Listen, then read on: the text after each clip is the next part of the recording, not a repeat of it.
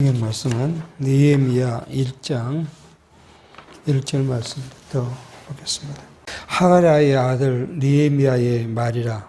아닥사스다 왕 제20년 기슬르월에 내가 수상궁에 있더니 나의 한 형제 중 하나니가 두어 사람과 함께 유다에서 이르렀기로 내가 그 사로잡힘을 면하고 남아있는 유다 사람과 예루살렘 형편을 물은즉 저희가 내게 이르되 사로잡힘을 면하고 남은 자가 그 도에서 큰 환난을 만나고 능욕을 받으며 예루살렘 성은 해파되고 성문들은 소화되었다 하는지라. 3절까지 우선 보겠습니다. 우리는 오늘 느헤미야서를 통해서 하나님께서 이스라엘 유다 왕국을 재건해 두시는 말씀을 이제 살펴가려고 합니다.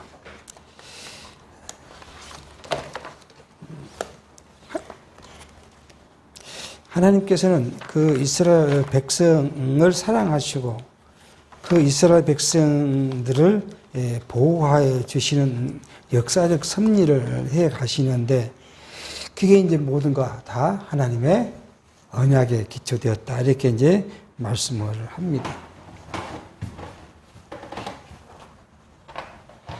네. 우리가 하나님의 언약을 한번 살펴보면요. 지금 여기 586년에 이스라엘이 완전히 멸망을 하고 그리고 538년에 고레스에 의해서 다시 돌아가게 했던 것. 그리고 우리가 지난 시간까지 살핀 에스라가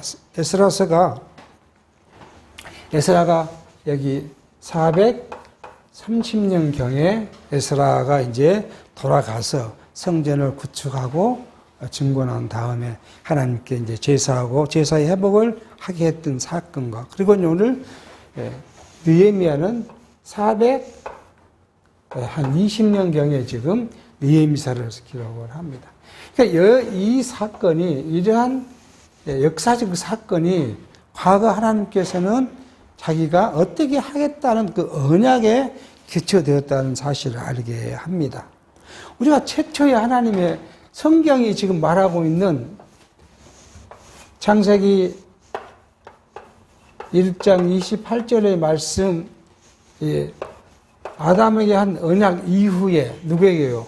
아브라함에게 하나님께서 언약하신데 이게 역사적으로 보면 BC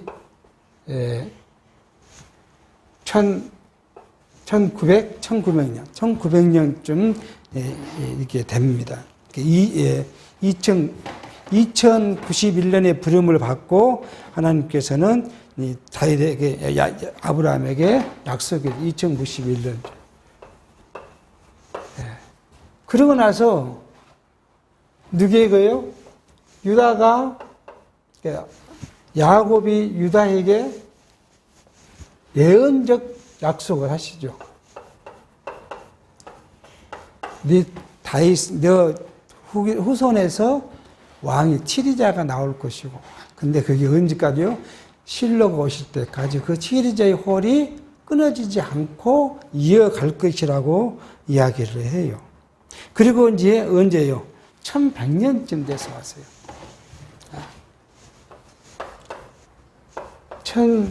이게 누가요? 다윗이 이제 이 약속대로 다윗이 왕이 됩니다. 야곱이 죽은 때가 언제나 그러면 1800년대. 야곱이 이 1800년대 유다에게 언약하고 언약이 언제요? 한 700년이 지난 다음에 그대로 언약이 이루어진 사실을 알게 합니다. 자, 그리고 나서 하나님께서는 이 다윗에게 약속을 하죠. 너 후손이 너를 잘 섬기면 너 나라가 영원히 할 것이지만 만약에 하나님을 섬기지 않고 우상을 섬기면 내가 징계를 할 것이다. 그렇게 이야기해요. 징계의 약속, 다윗에게 징계의 약속돼요. 그대로 뭐예요? 이게 지금 이루어진 거. 첫 번째 징계가 언제요? 922년에 남과 북이 나눠져 시작하죠. 그리고 이제 그게 지난 다음에 586년에 남유다가 이제 멸망당하는 일들이. 그럼 멸망당했습니다. 하나님께서는 이 다시 회복될 일이 언제요? 600년경에. 누구예요? 이사야와 예레미야 선지자를 통해서 70년 포로 생활이 끝나면 회복해 줄 것이다. 라고 약속을 해요. 그대로 지금 이루어졌던 것들을 우리는 이제 성경을 좀 살펴봅니다. 그뿐만 아니라요. 이뿐만 아니라 우리는 어디를 생각해 봐야 되면 이 모든 역사 과정이 어디에서요? 여기에서 모세를 통해서 하나님께서는 축복과, 그죠? 축복과 저주를 아울러 약속을 해요. 그러면서 이스라엘 백성들이 여호와 하나님을 섬기도록 그렇게 계속합니다. 왜 여호와 하나님을 섬겨야 되냐? 이유가 있어요. 여기 이스라엘 백성들 하여금 하나님을 섬기는 이유가 있어요. 한편 이유. 그 이유는 하나님께서 스스로 언약하셔요. 하나님께서 이스라엘 백성들을 뭐라고요? 자기 백성을 삼으셔요. 그렇죠? 이스라엘 백성이 하나님 우리를 삼아달라고 한 것이 아니라 하나님이 이스라엘 백성을 딱 떼어서 너희는 내 백성으로 내가 할 거야. 그리고 너희는 내 백성인데 전 인류를 보면 어떤 위치예요? 내이와 같은 위치로 너희를 택했어. 그러니까 너희 나를 섬겨야 돼. 그리고 하나님은요, 이들의 하나님이 돼요. 하나님이 되어주신다. 이게 하나님이 정하는 일이에요. 그 이유 때문에 이스라엘 백성은 하나님을 섬겨야 돼요. 오늘 우리 마찬가지입니다. 우리가 언제 하나님의 자녀가 되겠다고 하나님께 기도한 적이 있습니까? 그런 적 없어요. 근데 하나님 우리를 딱 선택했고, 우리를 누구요? 자기 백성으로 삼았어요. 자기 백성 삼고, 우리를 하여금 누구요? 나를 경외하라. 나를 섬겨라. 내 말에 순종하고, 영원한 것을, 하나님이 내게 약속하신 영원한 하나님의 나라를 소망하며 살아라. 그것이 하나님이 우리에게 주신, 우리가 하나님을 섬기는 이유예요. 그러니까 하나님은 일방적으로 정해두었어요. 이렇게 정해놨는데 문제는 뭐가 있어요? 이걸 다 못한다는 이야기 아니에요. 이걸 다. 이렇게 섬기는 방식을 여기 줬잖아요.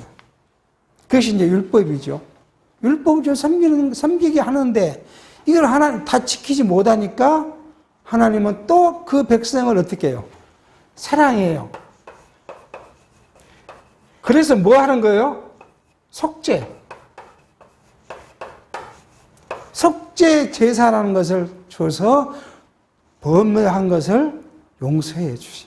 오늘 우리에게는요, 우리는 그리스도가 우리를 대신해서 속죄 제사를 드림으로 우리가 하나님 앞에 나가도록 역사해 주십니다. 자, 이 모든 것들을 우리가 지금 공부에 나온 이유는 뭐예요? 하나님은 공부한 이유요. 공부한 이유. 자, 하나님은 뭐예요? 자기 백성을 어떻게 해요?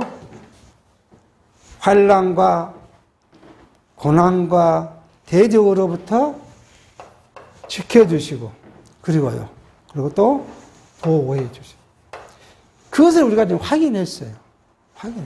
구약에서 확인합니다. 신약에서는요, 하나님께서는 신령한 하나님의 백성이죠.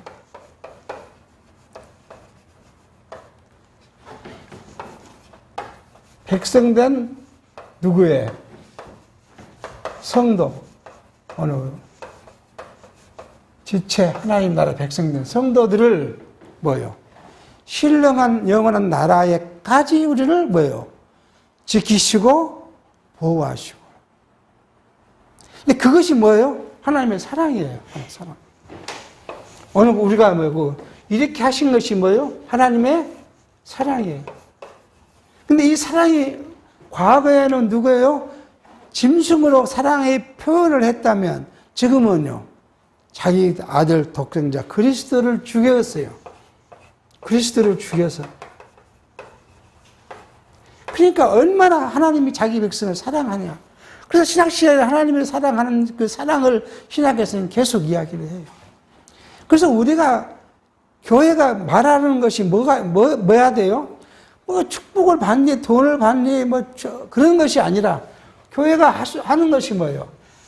이 하나님의 절대 주권적 섭리,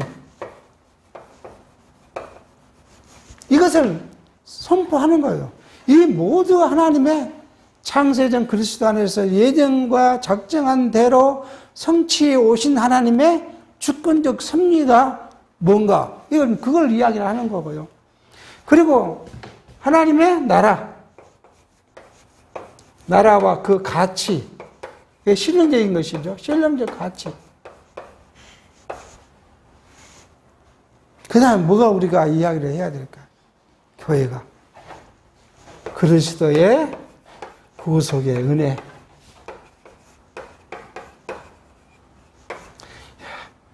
이 구속의 은혜가 우리가 깨달아지면 이게 마음에 와 닿고 정말 우리가 놓칠 수 없는 이 구속의 은혜가 나를 휘어 감아 싸면 우리가 누가 하지 말아 해도 하나님을 섬기게 되는 거고요. 하나님의 말씀에 순종하게 되는 거고요. 또 지체를 살아갈 수밖에 없는 거예요. 나 같은 자를 구속해 주셨는데 우리가 누구를 비난하고 누구를 원망하고 누구를 정죄할 수 있겠어요? 그 다음에 우리가 뭐예요? 우리가 교회가 나누어야 될 것이 뭐예요? 지금 이 안에 있는 건 뭐예요? 그리고 하나님의 그리스도의 심판. 이 심판이 뭐예요? 심판이 구별이라 그래요. 우리는 쉽게 말하면 구별로 해요. 심판 그러니까 하여튼 굉장히 무서워하는 것인데 이게 구별이에요. 누구하고요? 택자와 불택. 이미 우리가 계시록에서 봤어요. 불택자는 모아서 어디에요? 영원한 불못에 넣고 택자들은요, 그 불못 가운데 서서 나 같은 죄인을 구속해 주셔서 영원한 하나님의 나라의 백성을 삼고 하나님을 찬양하게 했다고 불못 그 주위에 모여서 하나님을 찬양해요. 그것이 뭐예요? 택자와 불택자의 구별이에요. 심판이라는 게. 우리 행위로 갚으세요. 하나님은 우리 행위. 성경 하나님께서 우리 행위대로 갚으신다 그래요. 그럼 우리 이 행위가 무슨 행위냐? 육체의 행위가 아니에요. 신령적 행위예요. 신령적.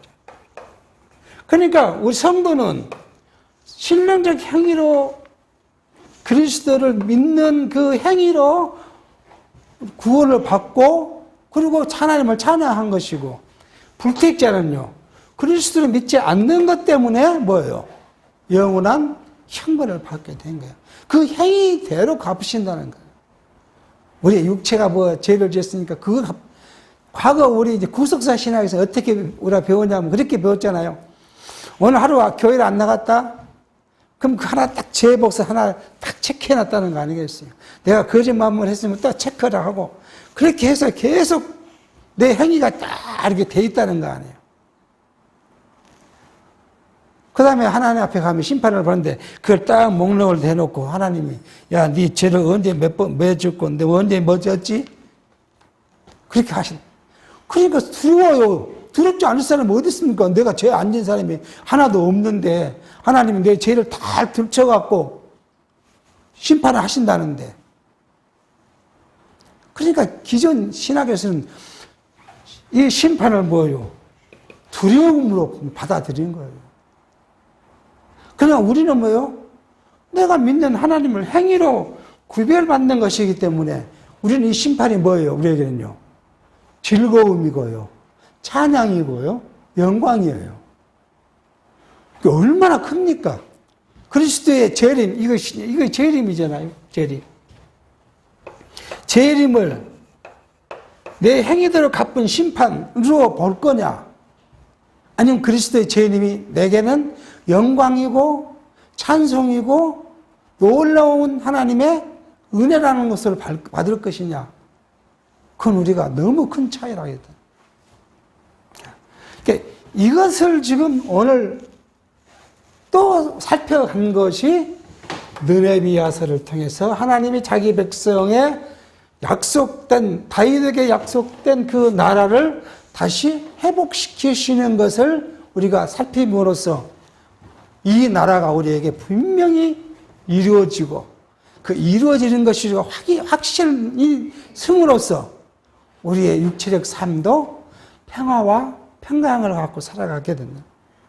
그래서 아침에 우리가 육신이 불안해서 살 수가 없어요. 왜? 죄 때문에 이겼지. 우리가 어떻게 할 수가 없으니까 죄를 이길 수도 없고, 죄를 내가 면할 수도 없고, 죄와 더불어 내가 싸워서, 죄를 멀리 보낼 수도 없는 것이 우리의 육체의 연약함인데, 만약에 그리스도의 은총을 우리가 깨달지 못하고 그 나라를 내가 소유하지 못하면 죄 때문에 어떻게 불안해 살겠습니까? 그럼 차라리 그냥 예수를 안 믿어버리는 것이 더 편안한 것이죠.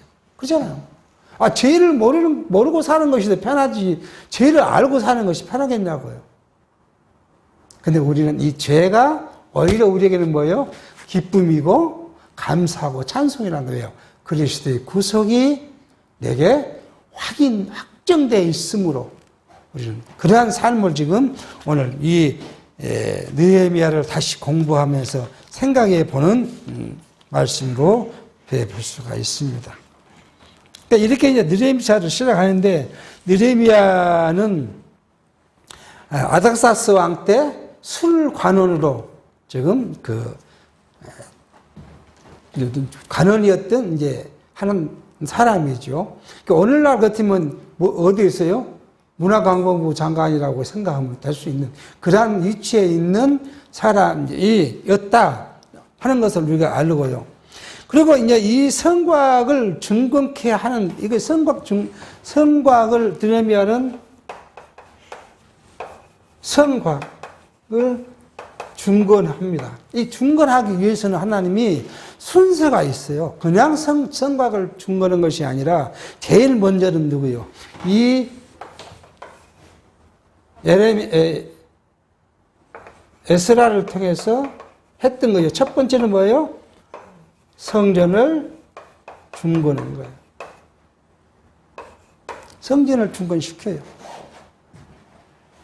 하나님의 사랑은 뭐예요? 하나님과 이스라엘 백성과의 뭐예요? 관계 회복에서 시작해요. 관계를 회복하려면요, 성전이 다 허물어져 버렸고 이방에 흩어져 있으니까 일단 이방에 흩어진 너희를 내가 다시 고토로 돌아오게 하겠다는 약속대로 돌아와서 제일 먼저 했던 것이 뭐예요? 성전을 중건해요. 왜요? 성전에서 하나님 만나야 되기 때문에. 그것이 언제예요? 여기에서 솔로몬과 하나님이 솔로몬에게 성전을 지어놓고 한 약속이, 내가 여기서 나에게 기도하면 내가 너를 들어줄 것이고, 내가 너를 여기 성전에서 만날 것이고, 성전에서 내가 너에게 축복할 것이고, 그것을 어디 성전에서 하시겠다고 이미 약속했기 때문에 성전은 제일 먼저 중건하게 합니다. 그리고는 뭐예요? 제사를 회복시켜요. 제사. 에스라는 돌아와서 무엇을 합니까? 제사를 회복시키죠. 성령 중건은 누가요? 스룹바벨이 하죠. 스룹바벨을 통해서 성전을 중건하지만 그 중건이 많은 시험을 당합니다. 시험을. 예를 들어서 우리가 이렇게 교회가 있어요. 교회는 뭐예요? 그리스도의 터 위에다가 교회를 세웠어요. 근데 이 교회가 뭐예요? 사단이 계속 핍박을 해요. 교회를 핍박합니다. 예수님께서는 마태복음에 그렇게 말해요. 베드로와 야, 너희들 세상 사람들은 나를 뭐라고 하더냐? 마태복음 16장에 그렇게 이야기하죠. 그러니까 제자들이 어떤 사람은 요한이라고 하고요. 어떤 사람은 엘리야라고요. 어떤 사람은 선지자 중에 한 사람이라 합니다. 그러니까 예수님이 딱 베드로를 직선, 베드로야, 아니, 베드로에게, 그러니까 제자들이 너희는 나를 누구라 하니까 베드로가 탁 나섭니다. 주는 그리스도시요 살아계신 하나님의 아들이십니다. 그러니까 예수님께서 베드로야, 그 네가 너 육신이 너를 알게 한 것이 아니라 내 아버지께서 너를 알게 한 것이다. 그러므로 그 터 위에 내가 교회를 세울 것인데 음부의 권세가 절대 이기지 못하리라. 그런데 이 음부의 권세가 계속 교회를 무너뜨리려고 해요. 성전 중건을 하는데 누구예요? 적 대적들이 계속 성전을 중건하지 못하도록 와서 방해도 하고요. 또 어떻게 방해해요? 바벨론 왕에게 또 고해서 못하게 하기도 하고요. 그것을 반복해요. 그 14년간 반복해요. 그러고 나서 다리오 왕 때, 그죠? 다리오 왕 때 하나님께서 또 놀라운 일을 하십니다. 어떻게 해요? 이 서쪽 총독들이 다리오 왕에게 고해해요. 아니, 이놈들이 성전을 짓고 하는 것은 지 나라를 회복시키는 것인데 이건 왕에게는 손해되는 일이고 왕을 배반하는 일입니다. 그런데 이놈들 하는 말이 고레스 왕이 뭐 그렇게 시켰다고 합니다. 한번 확인해 보십시오. 다리오가 수상궁에서 있는 안메다 궁에 있는 것을 살펴보니까 고레스 왕이 조서를 내려서 한 것이 확인돼요. 그러니까 뭐라고요? 그것을 다시 딱 보냅니다. 이 대적들에게 보내서 이대로 했으니까 성전을 짓는데 방해하지 마라 하고 다시 조서를 보내요. 그래서 520년에 다시 성전 중건을 시작해서 516년에 성전이 완공되게. 그러니까 하나님의 교회가 지금 신약시대 하나님의 교회는 뭐예요? 사단으로부터 끊임없이 도전을 받습니다. 성전, 여러분과 제가 그리스도의 성전된 몸의 지체로서 끊임없이 사단은 음부의 권세 우리를 없애려고 합니다. 뭘로 우리를 할까요? 과거에는 총칼로 권력으로 했어요. 일본 애들이 우리 한국을 지배하면서 뭐 했어요? 예수 믿는 사람들을 잡아 옥에 가두기도 하고요. 죽이기도 했어요. 우리 이방 애들 쳐들어와시더니요, 예수 믿는 사람들 총살시켰어요. 근데 지금 시대는요, 그것이 없어요. 그런 것이. 누가 예수 믿는다고 와서 뭐라고 하고, 권력이 와서, 총칼이 와서 뭐라고 합니까? 아무도 우리를 제재하는 사람. 근데 우리 지금은 뭘로요? 세속. 세속적 가치, 세속이 우리를 계속 우리 들어와서 우리를 넘어뜨리려고 합니다. 교회에도 세속 가치가 들어와서요. 어떻게 해야 돼요? 교회는 크고 웅장해 하나님께 지은, 이게 세속적 가치예요. 교회를 예배당 짓지 말한 것이 아니라, 이것이 하나님의 영광을 돌리는 곳이 아니잖아요. 교육하고 말씀을 나누고 교제하는 곳이지, 이것이 궁정처럼 지놓고 이거 하나님의 영광이 어디에 있어요? 세속적 가치예요. 교회는 많이 모여집니다. 그래서 나가서 어떻게 해야 돼요? 전도대를 열고 난리를 칩니다. 다 그리고 그것이 가만 떠들어 보면 뭐가 중심이에요? 세속적 가치가 중심이에요. 이것에 무너진 교회들은 엄청 많습니다. 가끔 말씀드리잖아요. 교회가 누구를요? 주변에 있는 주민들을 교회로 불러와야 한다고 생각해서 교회 지하에다가 바를 만들어 놓고 카페를 만들어 놓고 술을 팔고 교제를 한다고. 그래도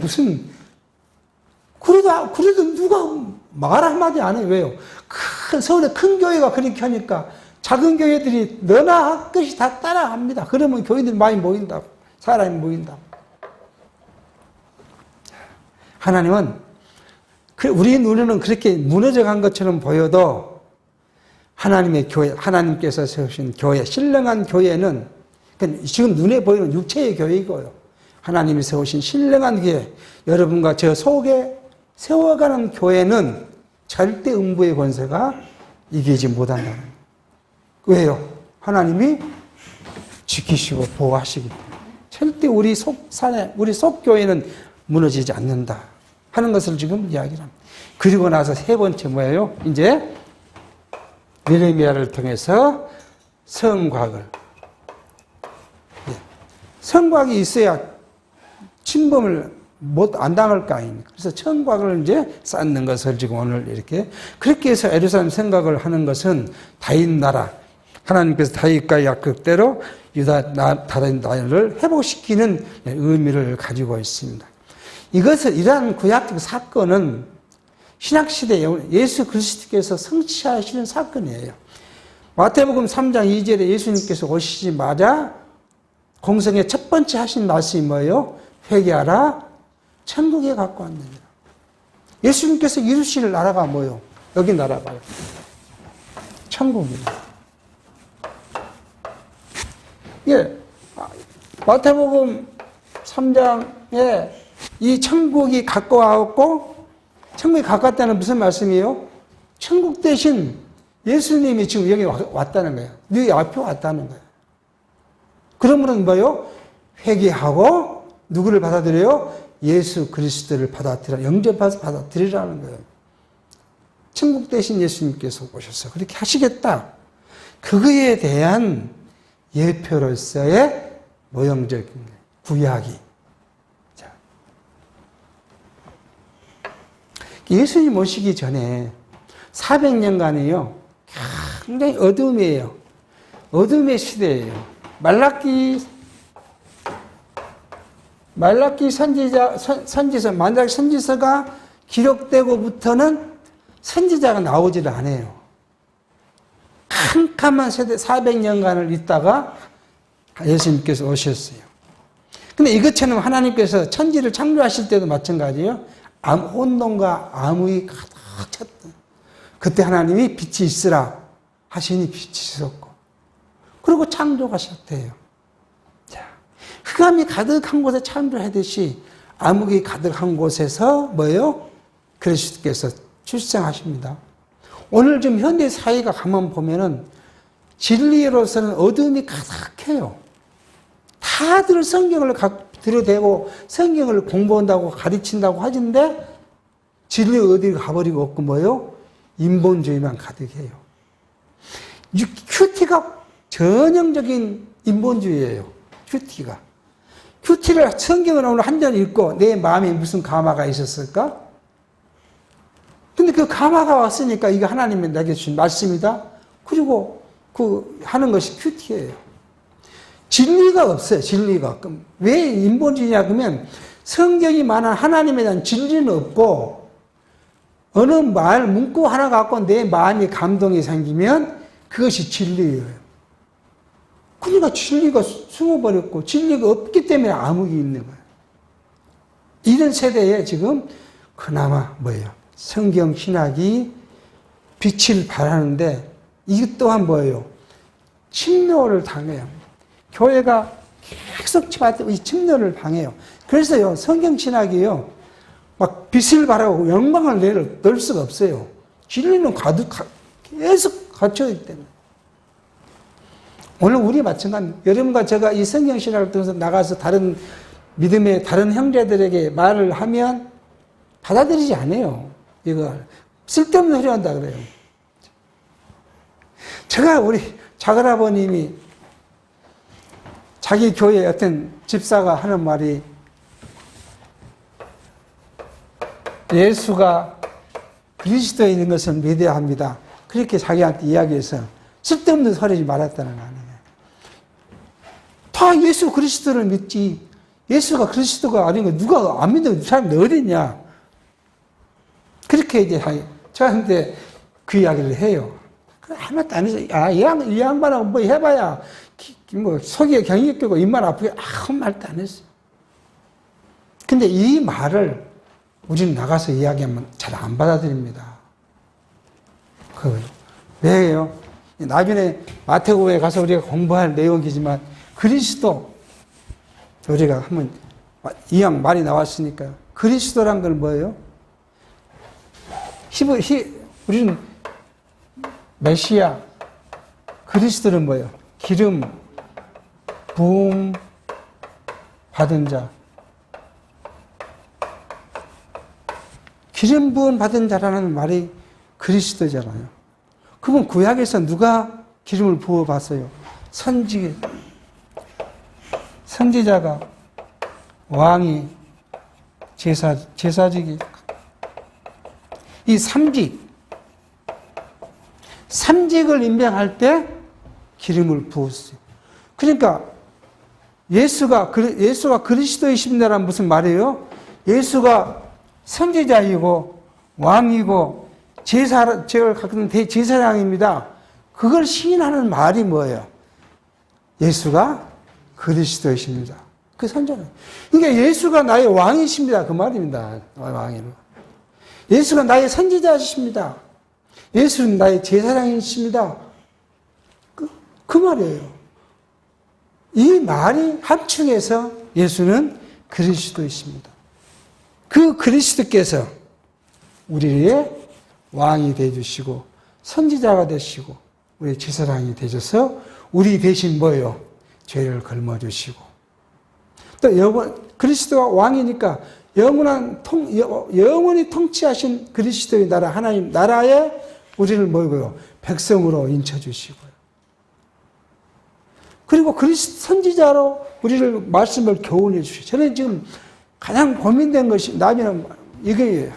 선지자는 뭐예요? 하나님의 말씀과 뜻을 백성들에게 전달하는 거예요. 이게 교훈을 돼. 그러니까 여기 우리가 지금 단편적으로 뭘 해야 돼요? 예수께서 성취했다. 복음서가 이렇게 이걸 강조하다 보니까 뭘 놓쳐버려요? 이걸 놓쳐버려요. 그냥 다 예수께서 이루신 것이야. 예수께서 이루신 것하고 여러분과 저 뭔 상관이 있어요?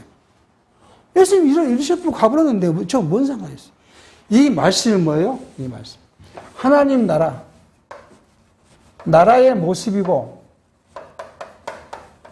우리는 하나님 나라 백성으로서의 신분을 갖고 있기 때문에 이 모습을 우리는 뭐예요? 닮아가는 거예요. 이게 뭐예요? 성화예요, 성화. 오늘 육체로서는 성화예요.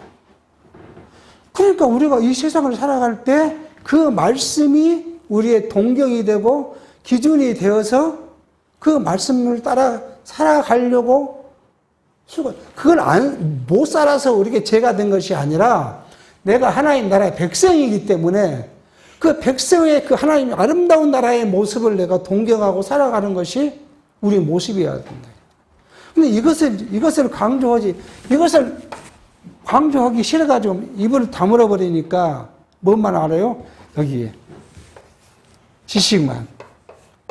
지식만이 돼버린 거예요, 지식. 그래서 과거 우리가 좀 기식주의에 빠져버려요.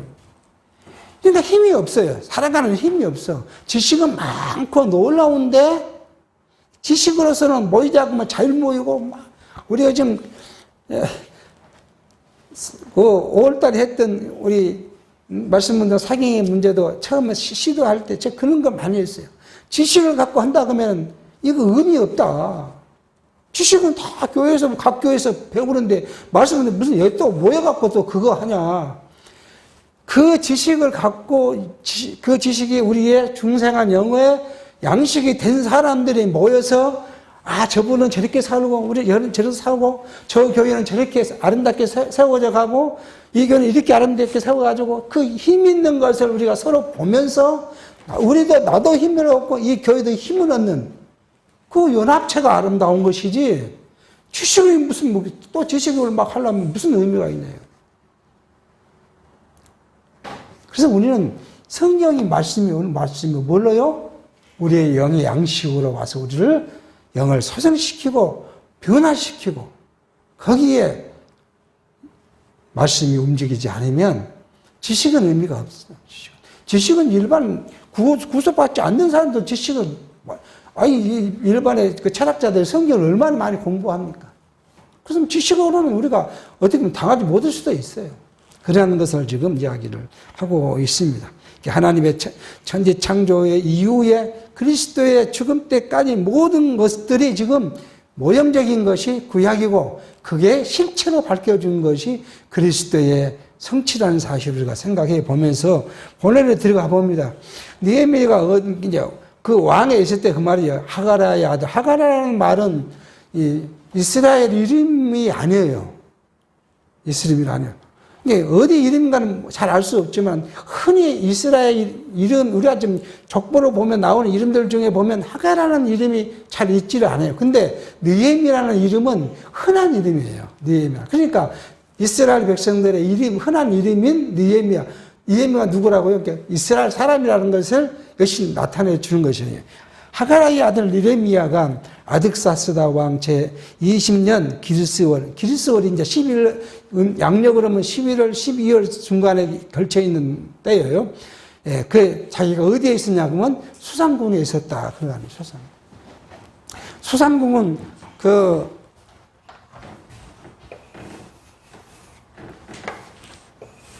여기 이제 페르시아만이잖아요. 이라크가 있고 여기는 뭐예요? 지금 쿠웨이트가 있고 이쯤 여기 이란이니까요. 이쯤 있는 거예요. 수상궁이. 자, 이때 이 페르시아는 그 세 군데 성에서 집권을 했어요. 겨울에는 여기가요. 여기 바벨론에서 집권을 했어요. 따뜻해요. 여기가. 여름에는요, 좀 시원한 카스피해 밑에 있는 악메다에서 왕이 가 있었고, 봄에는 여기 수상궁에 있었어요. 그러니까 지금 그 수상궁에 있었더니, 나의 한 형제 중 하나는 누구냐 그러면 느헤미야의 동생이에요. 친동생. 이 하나니가 몇 사람과 더불어서 자기한테 유대로부터 와서 지금 이야기를 하는데 유대의 사정을 이야기를 하는 거예요. 저희가 내게 이르되 사로잡힘을 면하고 남은 자, 이제 1차 귀환하고 2차 귀환에 가서 있던 예루살렘에 사는 사람들을 지금 이야기해요. 자가 그 유대 도에서 환난을 만나고 능욕을 받으며 예루살렘 성을 회파되고 성문은 불에 타버렸다는 거 아니에요. 불에 탔다고 한다. 그렇게 지금 이야기합니다. 그러니까 지금 이 형편이 뭐예요?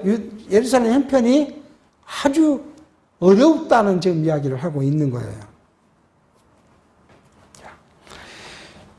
이때 자기가 어디 있었어요? 수상궁에 지금 그런 말을 들을 때 수상궁에 자기가 거하고 있었다라고 지금 이야기를 합니다.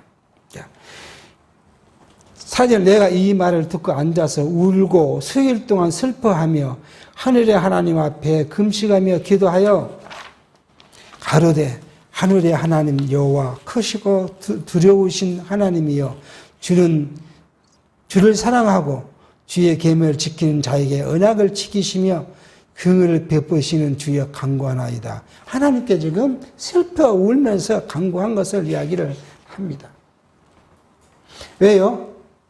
이 느헤미야가 생각했을 때 이 성경에 그렇게 나와 있지 않지만 두 가지적으로 해석을 해요. 자기 백성들이 하나님께 여기는 하나님과 자세한 내용을 말을 안 했지만은 우리가 지난 시간에 살폈던 건 뭐예요?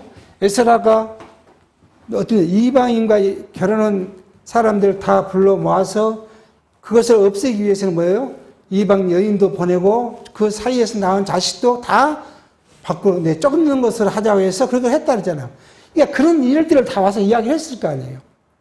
근데 이스라엘 자기 백성들의 범죄한 것이 너무 마음이 아프니까 아니 우리 조상들이 범죄해서 징계를 받고 흩어졌는데 다시 돌아보냈더니 어디에요? 돌아온 사람이 다시 범죄했다는 거 아니에요.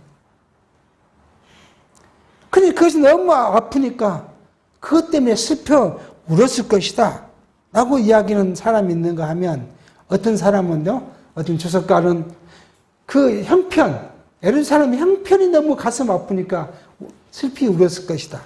그렇지만 오늘 본문 말씀을 보면 뭐예요? 죄를 이야기한 걸 보면은 형편보다는 뭐예요? 자기 백성들이 하나님 앞에 또 범죄한 사실이 너무 가슴 아픈 것이죠.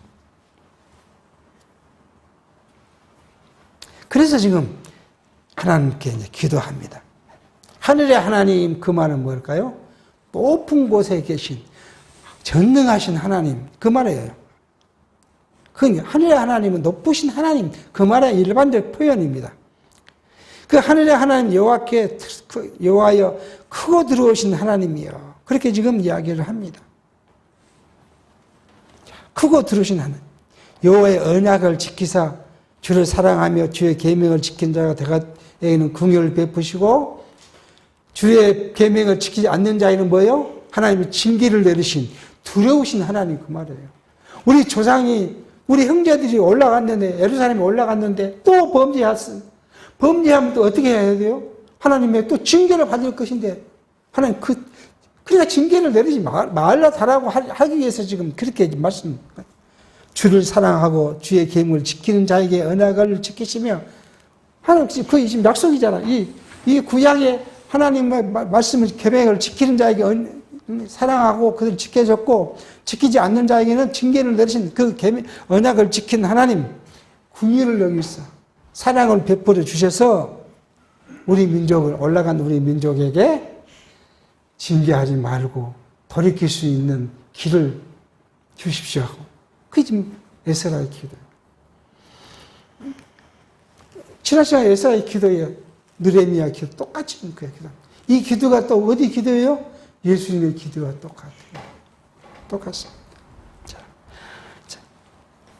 그래서 이제 우리가 이 느헤미야를 통해서 느헤미야 1장과 2장은 느헤미야가 바벨론으로부터 돌아온 과정을 기록한 것이지만 이 과정은 여실히 이스라엘 민족이 과거 2000년간 있었던 이스라엘 민족의 행위나 지금 1차, 2차에 따라서 올라갔던 귀한 자들의 행위가 차이가 없음을 알 수 있어요. 오늘 이 말씀은 누구나 그러면요. 현대 여기 21세기를 살아가는 우리 성도들이 그리스도의 은혜로 우리가 구속을 받고 은혜를 받고 그리고 감사하게 살아가지만 또 육체를 세속죄에 빠지고요. 그래서 늘 하나님을 떠나고 그런 것을 반복되어 가는 우리의 모습과도 같다고 보는 거예요. 자, 그러면 우리에겐 그리스도께서 우리를 붙잡지 않으시고 그냥 놔버리시면 언제나 범죄의 자리로 가요. 그렇기 때문에 우리가 기도하는 건 뭐예요? 나를 성령께서 붙잡으셔서 또 나를 지키시고 또 나를 인도하셔 죄악 가운데로 가지 않고 늘 하나님을 기억하고 살아가도록 나를 보호하시고 인도해 달라고 우리가 기도하지 않을 수 없는 그 기도가 그게 있는 거예요. 그 외에 우리가 뭘 기도해요? 복을 많이 받기 위해서 돈을 벌기 위해서 그것이 아니라 우리는 하나님의 이 품 우리 속담이 그러잖아요.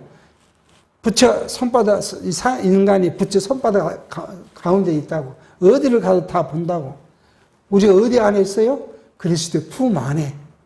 살아가는데 늘 그리스도의 품 안에서 하나님을 기억해서 우리가 범죄하지 않게 하시고 범죄하지 않음으로 우리가 뭐하면 뭐가 있어요? 평화와 평강이 있어서 늘 기쁨으로 살아가도록. 우리의 육체는 하나님께서 책임지실 거예요. 우리의 육체가 뭘 기도했어요?